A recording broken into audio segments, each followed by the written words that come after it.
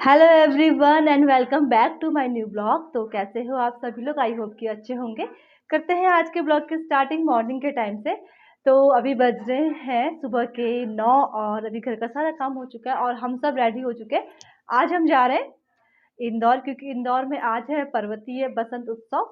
तो उसमें हम लोग सब के सब जा रहे हैं, हमारी बिल्डिंग वाले या मेरे फ्रेंड्स हम सब जा रहे हैं। एंड जो वो मेला है उस वो पुराना कुमाऊनियों के लिए, मीन्स उत्तराखंड के जितने भी लोग हैं उनके लिए है।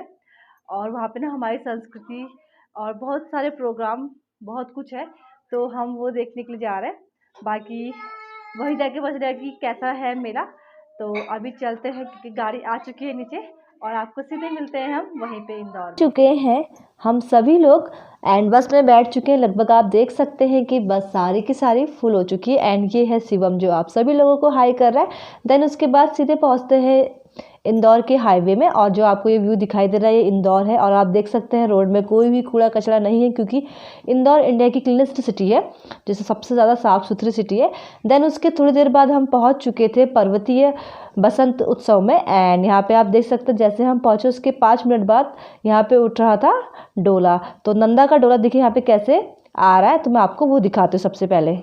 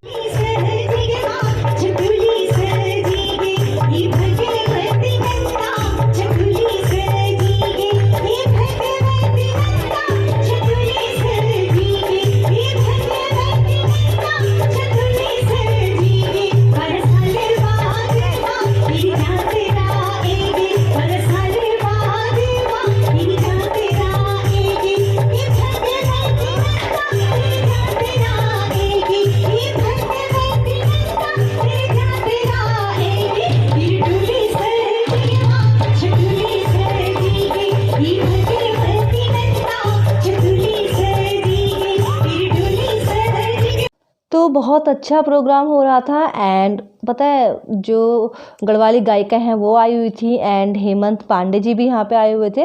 उन्होंने भी थोड़ी देर लेक्चर किया, उसके बाद वो भाषण दिया, फिर वो चले गए थे।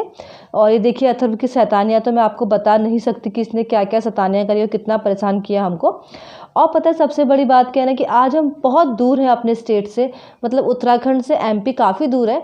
तो उस बीच में भी हमें ये फील हुआ कि नहीं हम आज उत्तराखंड में हैं, क्योंकि हमने देखो मैया के साक्षात दर्शन भी करे और हमने मैया का डोला भी देखा। और बहुत चीज़ें थी जो हमें देखने को मिली और हमें सीखने को भी मिली कि इतने दूर होके भी लोग मतलब अपनी संस्कृति को आज तक नहीं भूलें। तो हमें भी अपने बच्चों को सिखाना चाहिए कि हमारे यहाँ क्या होता है, हमारा रिवाज, हमारा ट्रेडिशनल, हमारा लुक, सब कुछ हमें अपने बच्चों को बताना चाहिए। देन उसके बाद वहाँ पे देखिए हम चले गए थे लंच करने के लिए। और बहुत ही मतलब जिसने भी मतलब आयोजन किया था ना बहुत अच्छा किया था। और स्पेशली खाना तो बहुत ही अच्छा था। और सबसे ज़्यादा सबको स्वीट डिश में मिठाई बहुत अच्छी लगी बूंदी की। और पता तुरंत वो बन रही थी और तुरंत बट रही थी। एंड सबसे अच्छी बात है कि हमारे उत्तराखंड का जो प्रमुख खाना होता है, मीन्स रागी की रोटी या मड़वे की रोटी आप बोल सकते हैं, आलू मूली का थिचवा, ये सब कुछ वहाँ पे मिल रखा था। और बहुत लोगों ने बहुत चाव से भी खाया और बहुत अच्छा भी लगा। लगभग अगर हम बोले तो 10,000 से शायद 5-10 हज़ार से ऊपर ही लोग होते होंगे, लेकिन अरेंजमेंट बहुत अच्छा था। हमारी भाषा में कहा जाए तो A+ था। और उसके बाद देखिए हम पहुंच चुके हैं घर, कि जैसे कि सुबह गाड़ी जल्दी आ गई थी और लास्ट डे नाइट को हम लोग लगभग 11 बजे घर पहुंचे हुए थे। तो सारे कपड़े आप देखिए पूरे के पूरे बेड में ऐसे बिछे हुए, क्योंकि क्या था ना कि अब तो गर्मी हल्की हल्की से स्टार्ट होने लगी, तो बच्चों के पास ज़्यादातर उलन के कपड़े निकले हुए थे। तो फिर मैंने फटाफट से कपड़े निकाल दिए थे, तब तक गाड़ी आ चुकी थी। तो फिर सारा हमारे जो कपड़े थे वो सब बेड में रह गए और हम चले गए थे।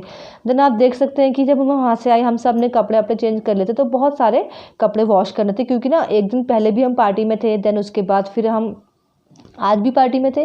तो इस चक्कर में हर किसी के 2-2 पेयर कपड़े हो चुके थे। और नए कपड़ों को वॉशिंग मशीन में डालने में थोड़ा बहुत तो डर लगता है, क्योंकि ना वॉशिंग मशीन भले कपड़े धोती है बट नए कपड़े ख़राब भी बहुत जल्दी कर देती है। तो सारे के सारे कपड़े मैंने हाथ से धोए थे, क्योंकि हम लगाते हैं, हम 5 लोग हैं तो 5 के 10 पेयर तो हमारे कपड़े थे ही धोने के लिए। तो मैंने फटाफट से आके धो लिए थे। सिरोला जी ने जो भी बेड में कपड़े रखे थे उसको ठीक किया। मम्मी अथर्व को लेकर थोड़ी देर बाहर लेके गई घुमाने के लिए, ताकि घर में थोड़ी सी शांति हो जाए।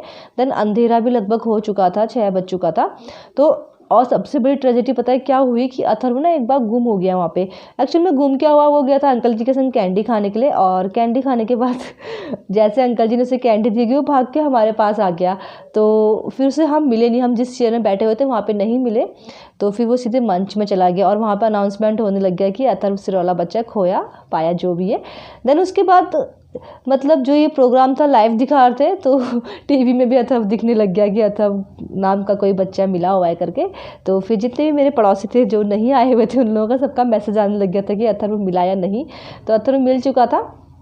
बस वो 5 मिनट या 10 मिनट बहुत ज़्यादा टेंशन वाले थे मेरे लिए कि मतलब कहाँ गया, ऐसे कैसे चला गया। और मैं पता है ढूंढने लग गई थी उसको, कि मैं भी सब हम सिरोला जी लोग ढूंढने लग गए थे। लेकिन थोड़ी देर बाद मंच में अनाउंसमेंट हो गया तो फिर हमें वो मिल गया था।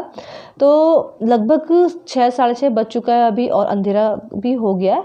एंड जितने भी सारे मैंने कपड़े धो रखे थे उन सारे कपड़ों को अब मैं थोड़ा बहुत मशीन में सुखा लूँगी, क्योंकि क्या होता है सुखाने से ना एक तो पानी नहीं टपकता है नीचे की, और दूसरा क्या होता है कि कपड़े जल्दी सूख जाते हैं। और मैं रात भर अगर उन कपड़ों को फिर अगर बाहर डालूँ, देन सुबह फर्स्ट धूप में ही मेरे सारे कपड़े ही अच्छे से सूख जाएंगे।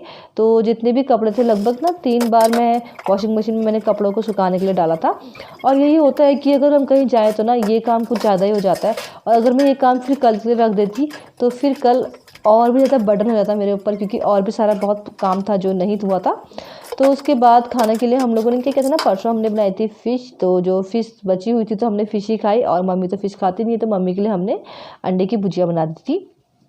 और आप देख सकते हैं अभी कितना अंधेरा हो रहा है बाहर पे, लाइटें सारी ऑन हो चुकी हैं। और मैं फटाफट से जितने भी कपड़े थे वो सब के सब डाल दूँगी, क्योंकि अभी थोड़ा बहुत हवा से सूख जाएंगे रात भर में, और सुबह जैसे ही पहले धूप आएगी तो फिर उसके बाद अच्छे से 10-11 बजे तक मेरे सारे कपड़े सूख जाएंगे। तो जो दूसरे कपड़े हैं मैं उनको आराम से डाल सकती हूँ मशीन में धोने के लिए या तार में सुखाने के लिए। तो यही होता है, चाहे कितना भी काम हो, अपना काम तो अपना ही होता है, वो तो हमें करना ही पड़ता है।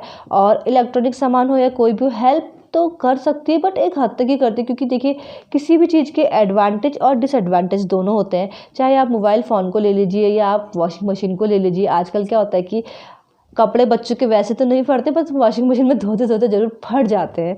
तो वही बात है, तो नए कपड़े तभी हम लोग हमेशा हाथ से धोते हैं।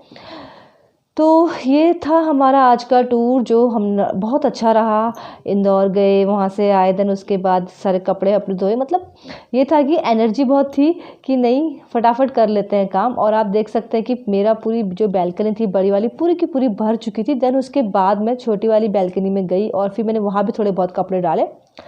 तो टाइम हो चुका था 7 साढ़े 7, और अथर्व को करना थोड़ा सा स्कूल का होमवर्क। तो अथर्व जैसे कि आप जानते हो किसी और के साथ तो पढ़ेगा नहीं, तो उसको मम्मा ही चाहिए पढ़ने टाइम।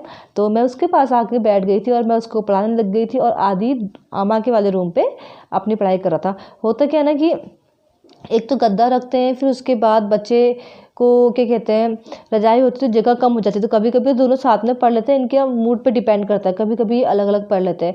और तब के जैसे कि आजकल स्कूल में प्रैक्टिस चल रही है इन लोगों का, नर्सरी क्लास का स्पेशल असेंबली होने वाली, तो स्कूल में कम ही शायद पढ़ा रहे हैं, तो ज़्यादातर होमवर्क सारा घर के लिए दे देते हैं।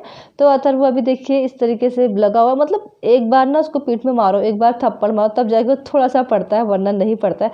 बहुत मार खाता है पढ़ते टाइम तो वो।